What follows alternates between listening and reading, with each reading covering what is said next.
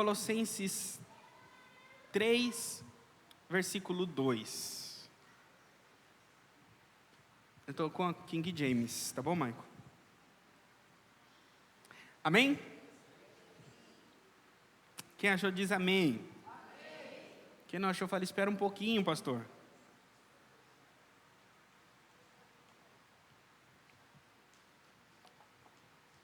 Diz assim: afeiçoai-vos às coisas que são de cima, e não às coisas que são da terra.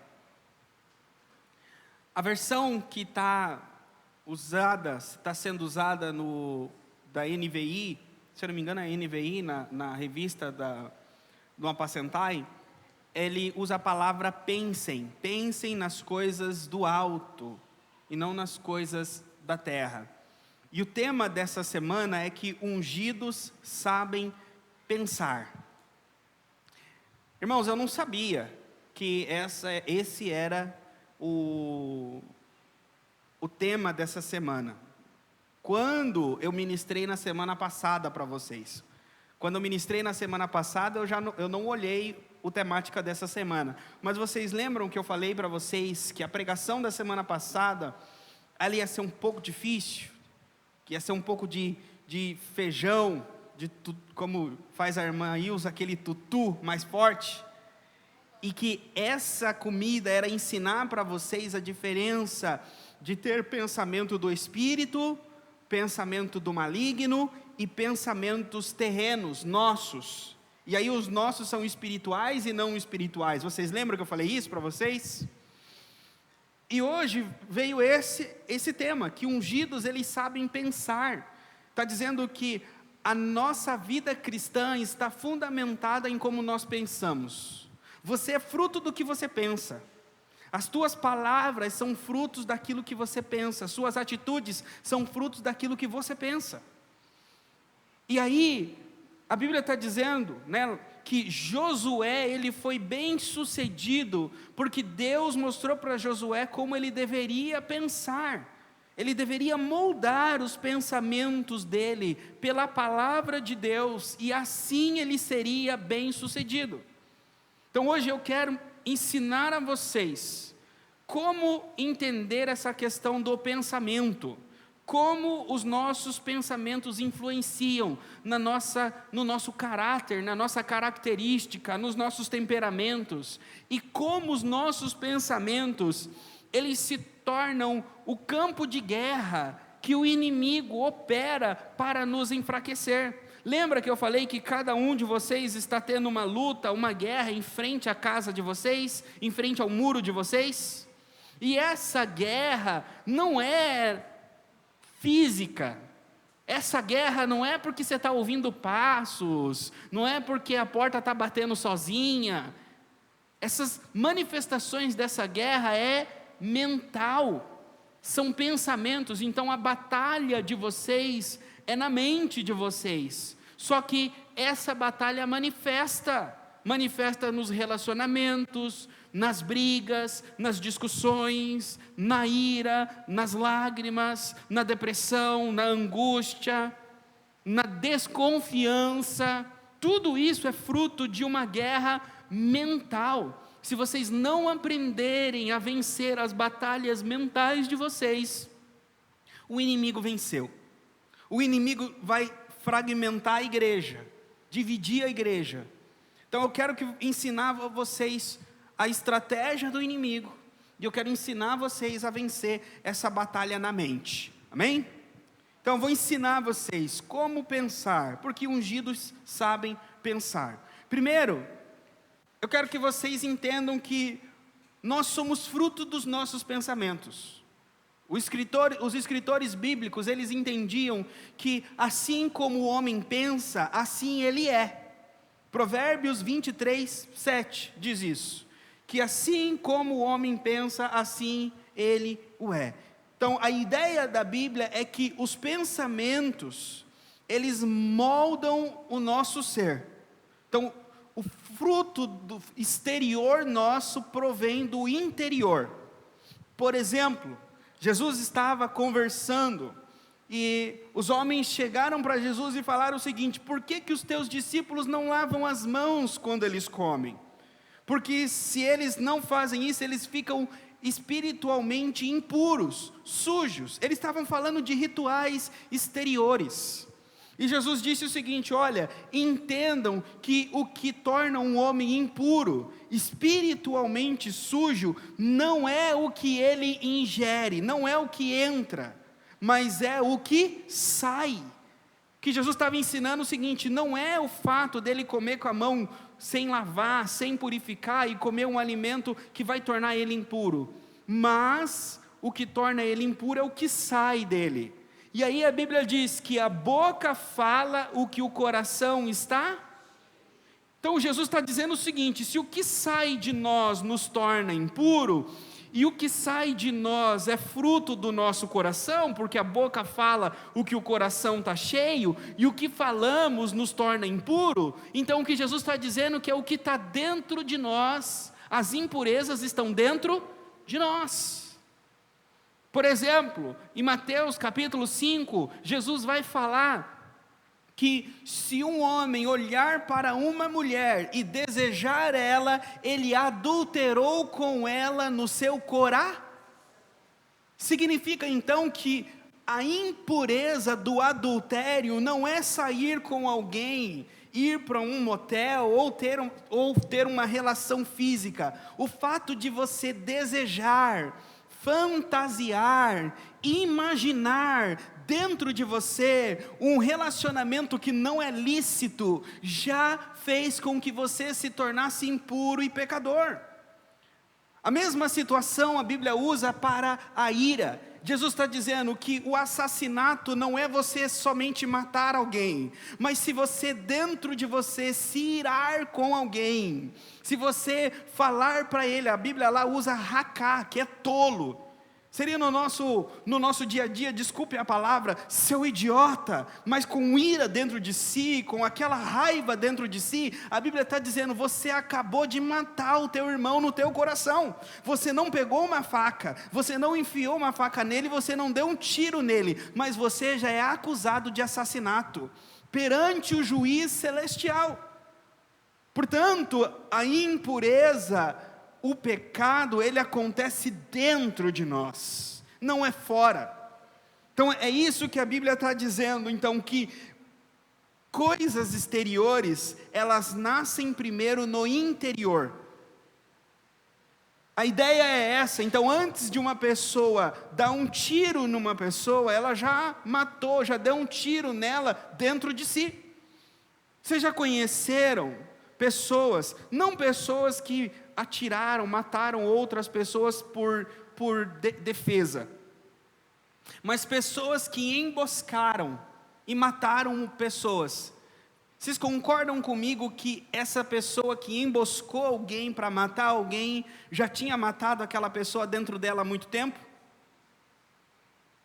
Já vinha dentro dela olhando, imaginando aquela pessoa morta, olhando, imaginando como tirar a vida daquela pessoa? Então significa que ele simplesmente externalizou, trouxe para fora aquilo que já existia dentro dele. Então é por isso que a Bíblia ensina que aquilo que você pensa, aquilo que você imagina, aquilo que você fantasia, isso acontece. Não é a ideia de falar palavras para o além e ela vai voltar, o poder das palavras. Não, a Bíblia está dizendo, ensinando que o pensamento, ele é fruto espiritual, é uma ação do teu espírito, que está trazendo à existência algo que ainda não existe. Por isso então, que é necessário entender os pensamentos, porque os pensamentos eles vão trazer vida, frutos daquilo que nós pensamos. Hoje eu tentei de toda forma conseguir para vocês um Lego grande para poder explicar isso para vocês. Eu tenho na minha casa da minha filha, mas é pequenininho. Mas imaginem peças de Lego. Vocês sabem aquelas peças de Lego? Então imagine que as peças de Lego são pensamentos. E vocês vão colocando. Tem aí? Pega uns 4. Essas peças de Legos, eles são os nossos pensamentos. E conforme nós encaixamos elas, nós vamos encaixando um pensamento no outro. Agora, imagine que você tem várias peças de Lego. E essas peças de Lego são os seus pensamentos, estão todos espalhados. Vocês já viram crianças, ou às vezes vocês mesmo adultos, pegaram umas peças de Lego e começaram a montar, e no final acabou as peças e vocês montaram nada com nada? Não é uma árvore, não é um carro. Se pergunta, o que é isso? Você fala assim, eu não sei, não é nada. Não é? Por exemplo, você montou uma muralha, mas quando você põe uma peça assim, põe outra assim, vira nada. Ou seja, isso que você montou é fruto de quê? Pensamentos dispersos. Você não foi organizando uma lógica para, por exemplo, eu vou colocar essa peça aqui, e essa vem depois aqui, depois eu já vou colocar essa aqui, depois essa assim, no final eu vou ter uma árvore, não é? Mas se você fala assim, vou colocando essa, quando vê não tem nada. Então, existe uma forma que são pensamentos dispersos, não levam a nada. Já aconteceu de você estar fazendo alguma coisa importante, e aí você começa a pensar na morte da bezerra, lá no jornal, no bolo, no sapato, na cola, na tinta, aí você volta e fala, opa, gastei aqui 5 minutos pensando em nada que não levou a nada, deixa eu voltar e focar meu pensamento. Parece que isso acontece muito quando a gente está lendo, não é? Quando você está lendo, daqui a pouco a sua mente vaga, né? Você sai ali do jardim do Éden, e você vai com a mente não sei para onde, aí você, opa, volta aqui, aí hoje o pessoal fala que isso é TDAH, quem vai é TDAH, não consegue focar ali. Queridos, isso é uma das formas, você pega Lego e vai formando pensamentos que são aleatórios, isso é dispersão mental. E é uma das formas que você se torna improdutivo espiritualmente. Você podia estar usando a tua mente para edificar algo espiritual, mas você está usando para edificar nada. Você está tendo a mente dispersada. É uma das estratégias do inimigo hoje, para fazer com que nós não cumpramos as nossas disciplinas, deveres espirituais e colhamos frutos espirituais. Eles fazem com que a nossa mente fique vazia, ou seja, gasta com coisas que não vai levar a nada. É uma das coisas. Segundo ponto, o inimigo usa a mente para construir, só que construir coisas ruins. Imagine, lá na Bíblia, a Bíblia conta a história de um rei, filho de Davi, que ele teve uma relação com a irmã dele, que era a irmã de Absalão. E essa relação, ela foi contrária, não era certa de se fazer. Mas a Bíblia diz que esse irmão olhou a irmã dele, ou seja, era irmã por parte de pai, não era irmã por parte de mãe. Mas ele olhou a irmã dele, viu a beleza dela, e ele ficou doente de amores por ela. E aí fala que ele queria ela, e ele estava meio desanimadão. E aí veio uma pessoa e conversou com ele, e falou assim, o que está acontecendo? Eu vejo que você está meio triste, abatido. E ele falou o seguinte, você sabe, a minha irmã, mas não vai dar certo, porque não pode, ela é irmã do meu irmão, isso não vai cair muito bem na família. Aí o irmão falou o seguinte, esse amigo falou o seguinte para ele, faz o seguinte, chama o seu pai Davi, fala que você está doente, fica na cama, finge que você está doente, chama o teu pai para te visitar, o rei, e fala para o rei, manda minha irmã para cuidar de mim, manda minha irmã para que ela venha aqui me servir na cama, fazer um chá para mim, eu estou doente. E aí quando a sua irmã vier, é a chance que você tem, vai estar você e ela no mesmo quarto. E aí, ele ouve o conselho do capeta, e ele faz. Vocês rirem, irmãos? Tem quantos capetas aconselhando vocês aí, espalhado? E é incrível que o capeta nos aconselha aquilo que a gente quer dentro da gente. Pastor que é careta, que nunca me fala o que eu quero ouvir. A igreja que é careta, nunca fala o que eu quero ouvir. Mas o meu amigo, a minha amiga do meu trabalho, me entende. Esse aqui entendia e falou, olha, e ele fez, chamou o pai mandou a irmã. Quando a irmã estava lá, diz que ele atacou ela, forçou ela. E ela disse para ele, não, meu irmão, não faça isso, você vai trazer desgraça sobre você e sobre mim. Façamos o seguinte, vamos falar com o nosso pai e ele vai nos casar. Mas não faça uma coisa dessa, que não se faz isso em Israel. Mas a Bíblia diz que ele não ouviu ela e ele forçou ela. Depois que ele forçou ela, a Bíblia diz que a repulsa dele por ela foi tamanha mais do que ele tinha antes de tê-la. Ou seja, o que a Bíblia quer dizer é o seguinte, antes ele tinha uma paixão louca por ela. Depois que ele conseguiu o que ele quis, o mesmo nível de paixão que ele tinha por querer, agora ele tinha para mandar ela embora. E aí ele falou para ela, vai embora, sai daqui. Só que agora ela já estava humilhada, e ela falou, não faça isso. Que ela viu a honra dela, a vergonha que ela ia sofrer, e ele não ouviu ela. Falou, sai daqui. Colocou ela para fora do quarto e humilhou ela. Ela saiu, foi para a casa do irmão, chorou. Davi abafou dentro da família, mas o irmão dela, Absalão, falou, deixa comigo. Se eu não me engano, 2 anos se passaram. O irmão falou assim, eu vou fazer um churrasco, eu vou matar as minhas ovelhas, pai. Manda todos os irmãos para cá que eu vou comer um churrasco com todos os meus irmãos. E Davi falou, não, meu filho, eu não vou, porque na verdade ele convidou o pai, toda a corte. E o pai falou, não, eu não vou porque a corte é muito pesada, vai ser muita boca para você alimentar.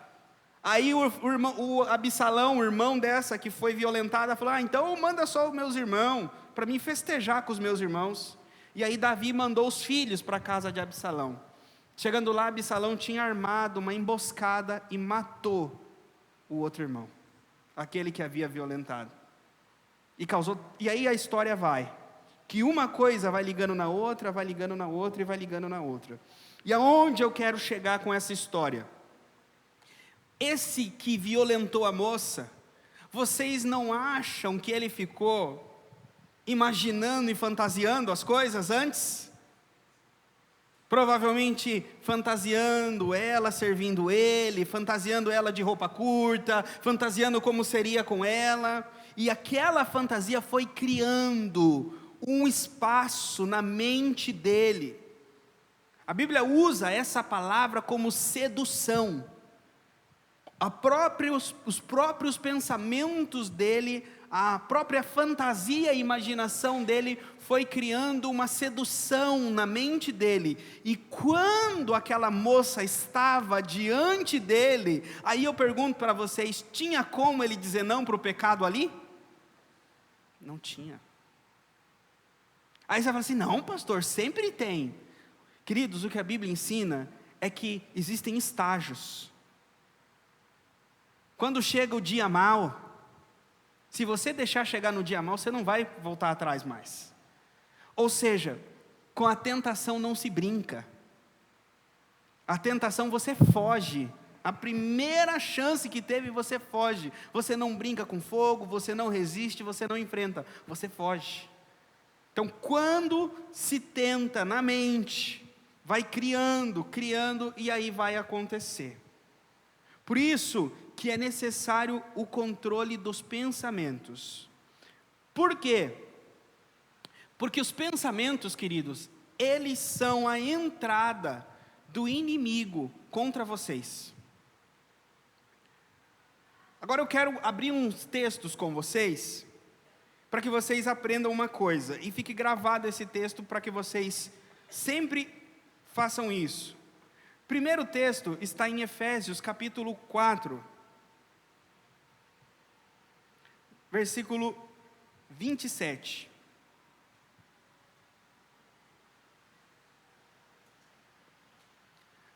Nem deis lugar ao... Aí a Bíblia está dizendo então, não deis lugar. A palavra aí, lugar, ela significa tanto um local geográfico, para vocês terem uma ideia, no original aí a palavra lugar é topos. Topos vem da palavra que nós conhecemos topografia, que é de um local geográfico. Então, não der lugar é não dar um espaço geográfico. É como que o inimigo, o diabo, ele sai todo dia procurando um terreno para invadir. Então ele sai procurando um quintal, um terreno. E onde que ele procura o terreno? Ele sonda os seus pensamentos, os meus, o meu coração, o seu coração, procurando um terreno para invadir. Se ele encontra um topos, um local geográfico, ele vai invadir. E o que ele faz quando ele invade? Ele diz, é meu. Usa o capião, é meu. Vocês já viram as pessoas vão expulsar o espírito maligno, o espírito maligno fala o quê? É meu. Eu tenho ele, eu tenho ela, de tantos anos, eu não vou abrir mão, é meu. Então, esse é o que o Paulo está falando, não dê uma brecha para que o espírito maligno entre e diga que você ou algo, ou uma área da tua vida pertence a ele. Não é só dar espaço físico, mas também é dar direito legal, legalidade. Esse é o primeiro ponto. Aí fala assim, mas como é esse domínio, como é dar esse espaço? Vamos lá para o versículo 20, por favor.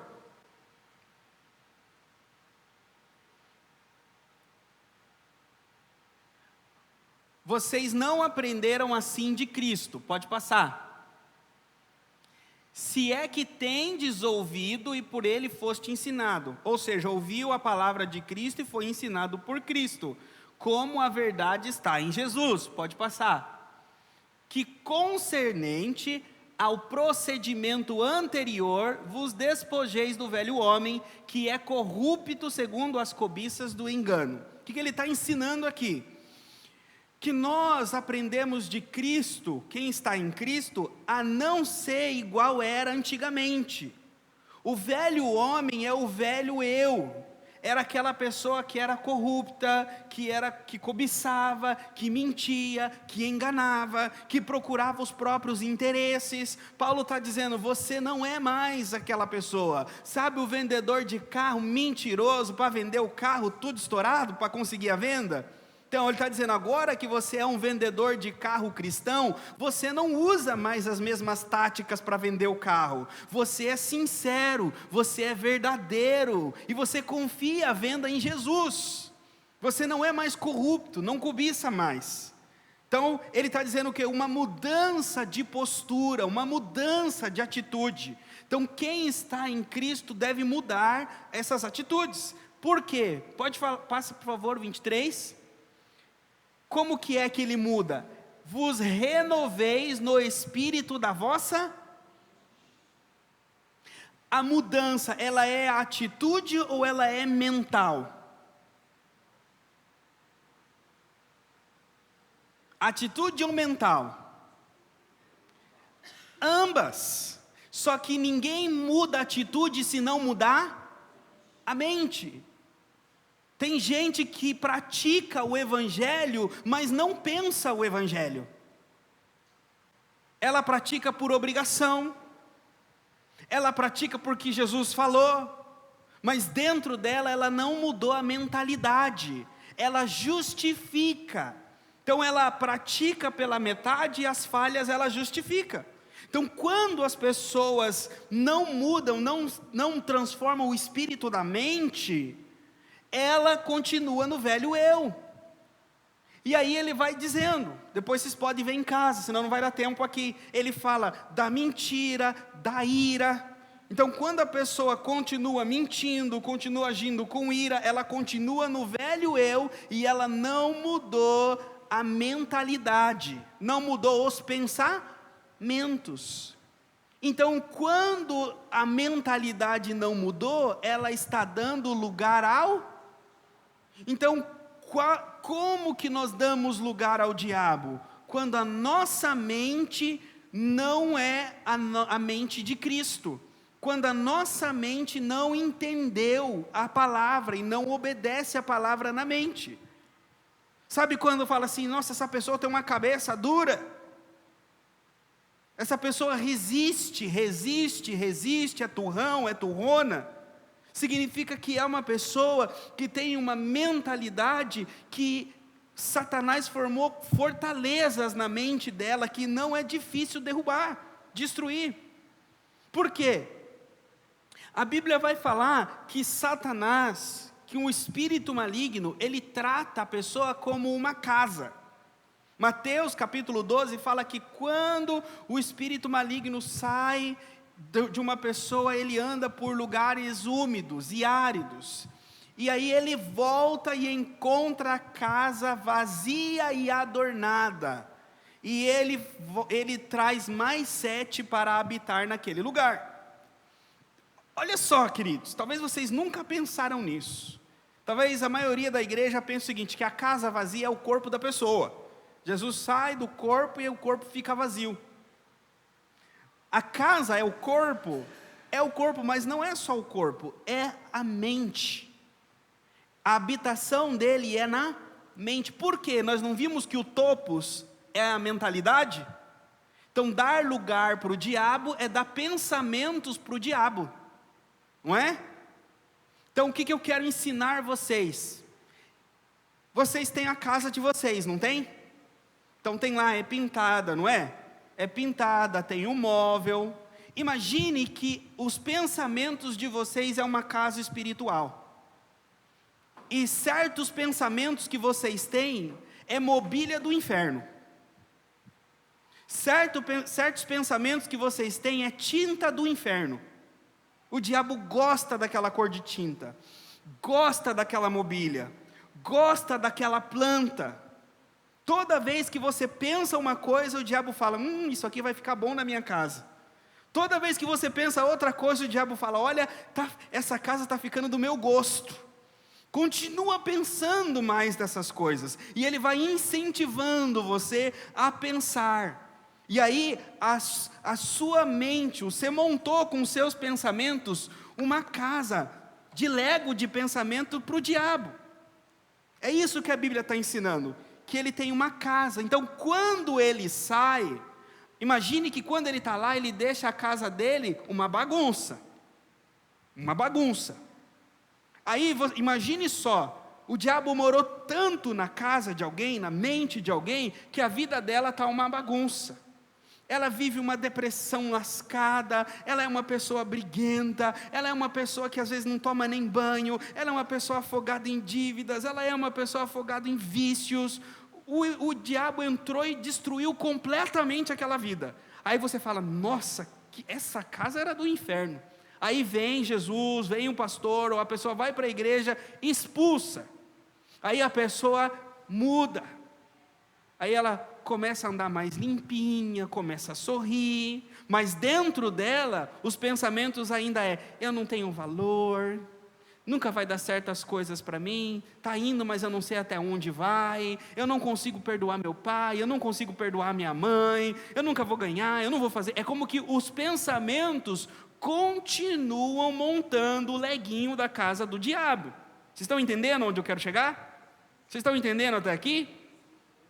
Aí é o que a Bíblia diz, que o diabo volta e ele encontra a casa varrida.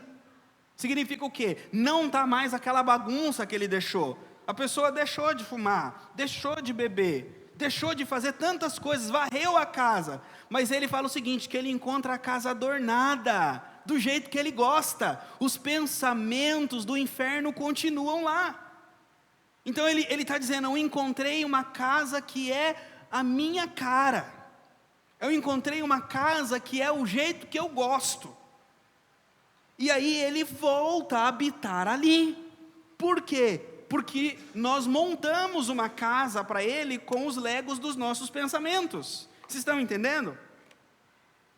E aí esse é um primeiro ponto. O segundo ponto é que Satanás, imagine só, se a primeira vez que ele estava nessa casa, veio Jesus e expulsou ele de lá, eu pergunto para vocês, ele vai ficar de braço cruzado esperando Jesus voltar e expulsar ele de novo? Vocês acham que ele é tão burro assim?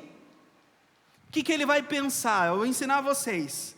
Ele vai chegar na casa, ele vai falar o seguinte: agora eu preciso me preparar para que não me tirem daqui tão cedo.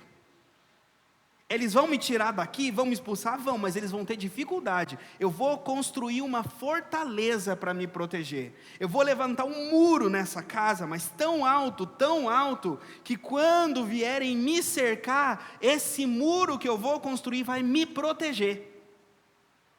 Então, Satanás, ele começa a construir fortalezas dentro da tua mente. Nossa, pastor, isso aí é coisa de louco. Onde o senhor viu isso? Onde você está vendo isso? 1 Coríntios capítulo 10, versículo de número 4.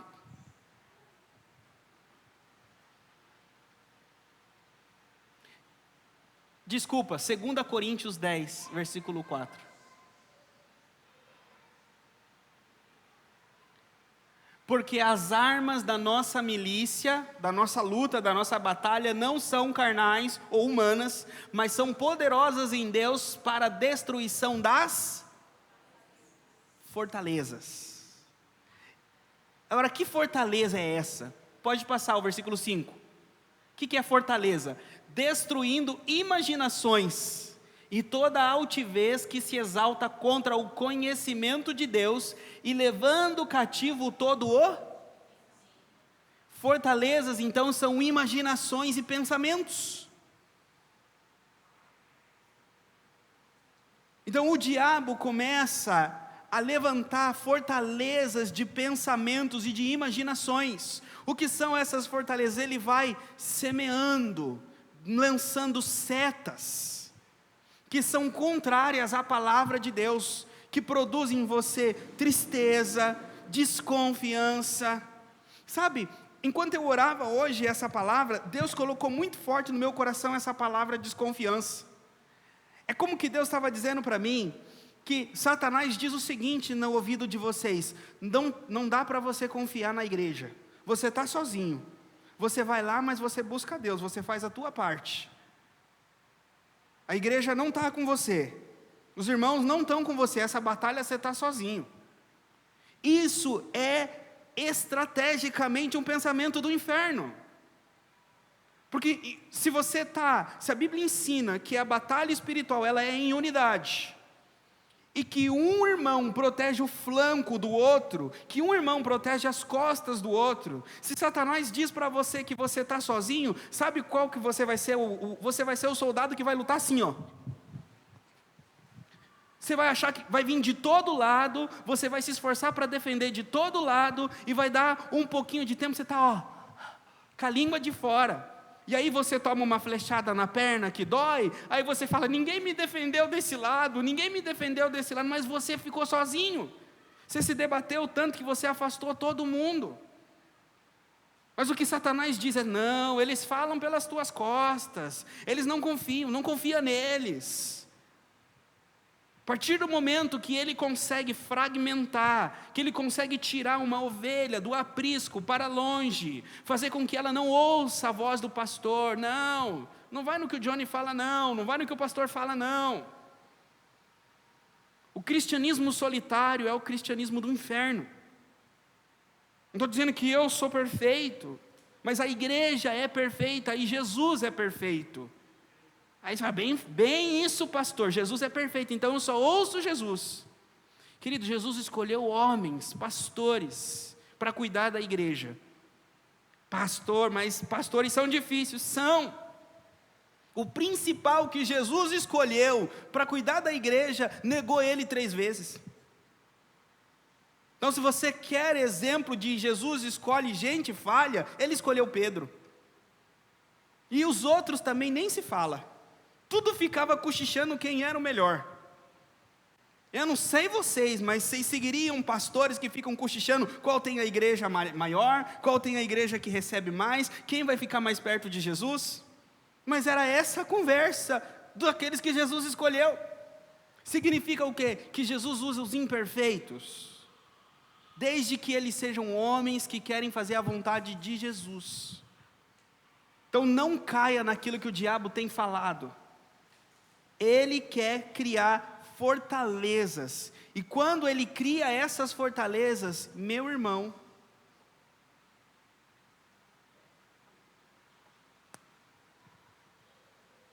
fortalezas são difíceis de derrubar. Você pode vir com um exército gigantesco, você tem que ficar dias e dias, cercando aquelas fortalezas, até que acabe tudo que tem lá dentro. E sabe uma coisa? Nunca acaba o mantimento do diabo dentro da fortaleza. A única forma de destruir fortalezas é com o conhecimento da palavra, é levando cativo todo o pensamento, é pregando o evangelho, orando e jejuando, que caem as fortalezas da mentira. Portanto, o que o Senhor falou no meu coração para falar com vocês é isso, queridos: cuidado com os pensamentos de vocês. A batalha espiritual é no pensamento. Queridos,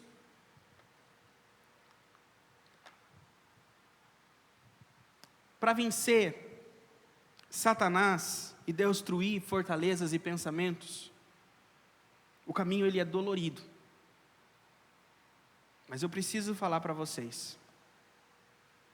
A única forma de mudar o pensamento terreno e humano que o diabo usa para construir a casa dele é mudar o pensamento para coisas espirituais e celestiais.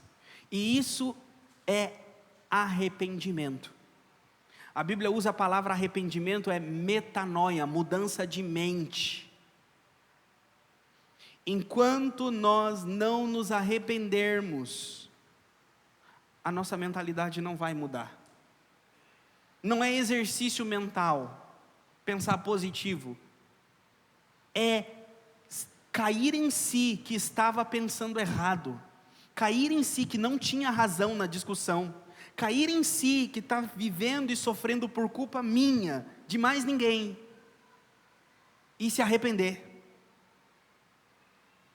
O maior caso de ensino para mim e para você sobre arrependimento é o filho pródigo. O filho pródigo chegou para o pai e falou: me dá a minha parte do dinheiro que eu vou sair e gastar. Ele queria liberdade, não foi? Ele saiu, gastou todo o dinheiro, passou necessidade, estava comendo as bolotas do porco, não estava? E aí no meio da dor, no meio do sofrimento, a Bíblia usa essa palavra, caindo em si. Ele pensou: por que eu estou passando por isso? Na casa do meu pai tem comida, os trabalhadores do meu pai comem melhor, e sabe o que? Eu vou voltar. É isso que nós precisamos, sabe? Aquela situação que está difícil, que está sofrendo, você está pensando o seguinte: não, a culpa não é minha, é fulano. Se fulano mudar, essa situação vai mudar. Se ciclana mudar, essa situação vai. Eu tenho o direito de pensar assim, eu estou me defendendo, eu estou fazendo a minha parte. E o que você está fazendo?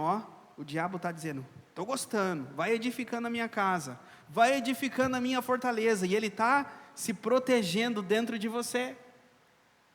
Você tem que confiar em Deus, e dizer: não é isso que a Bíblia ensina. Eu tenho que perdoar 70 vezes 7. E a justiça não cabe a mim. Vingança, eu não tenho o direito de me vingar. O Senhor é o juiz, é o legislador, cabe a Ele. Não sou eu que vou converter, é o Senhor que vai converter. Não é na minha força, não é nas minhas palavras. Eu vou me calar, eu não vou gritar, eu não vou brigar. Eu não vou fazer do meu jeito. Eu vou esperar, eu vou ter paciência, eu não vou murmurar. Porque enquanto eu brigo, enquanto eu murmuro, enquanto eu faço, o inimigo encontra topos, lugar, e ele coloca as coisas dele e ele diz: daqui eu não saio, daqui ninguém me tira. E enquanto ele estiver ali, ele drena a tua vida espiritual. A vida fica mais difícil, você não tem fé, você não tem vontade de orar, você não tem tempo para orar. Quando você acha tempo, você ora por 5 minutos, 3 minutos, e a tua mente já vai para outras coisas e você para de orar, ele enfraquece tua vida com Deus. Então mudem o pensamento de vocês. A Bíblia fala, transforme a mente, a renovação da mente de vocês, e assim vocês vão ter vitória. Parece que não, mas Deus deu para vocês hoje a chave da vitória da guerra particular de cada um de vocês. Eu ministrei aqui antes da palavra que cada um de vocês está lutando uma luta, uma batalha separada, e Deus deu para vocês a chave de vencer. Está aqui, ó, no pensamento. Não culpe ninguém. Satanás fez o quê? Enganou Eva, e aí Eva disse, foi a serpente. Adão falou, foi a mulher. É o que o diabo quer. O diabo quer que a gente fale assim, não, a culpa é da serpente, a culpa é do diabo, pastor. O diabo entrou, pastor, na minha casa, acabou com o meu relacionamento. E aí você vai conversar, mas tá, o que o diabo fez? Aí você vê, a pessoa falou o que não devia, gritou na altura que não devia, agiu como não devia, mas a culpa foi do diabo. Claro, o diabo queria que você fizesse o que você fez, mas quem fez foi você, quem fez fui eu. Aí com muita luta e com muito aconselhamento, você fala para a pessoa, olha, não foi o diabo.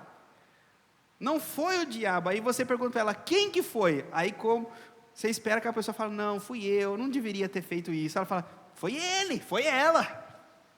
Foi ela que fez, foi ele. Se não tivesse feito isso, eu não tinha feito aquilo. Quando nós fazemos isso, justificamos e jamais vamos nos arrepender. Quando cada um assume, cai em si e fala, fui eu, é eu que preciso voltar. Eu que gastei todo o dinheiro do meu pai, eu que queria fazer. Aí começa a transformação. As muralhas caem, queridos. E o diabo fica vulnerável. Ele fala, agora, qualquer oração eu tenho que sair. Qualquer oração eu tenho que sair, porque agora não tem mais fortaleza. E aí você vai fazer aquela oração que o pastor ensinou, e ele, sai. E aí você começa a construir uma casa nova. E assim as coisas vão começar a fluir na vida de vocês. Amém? Coloque a mão na cabeça.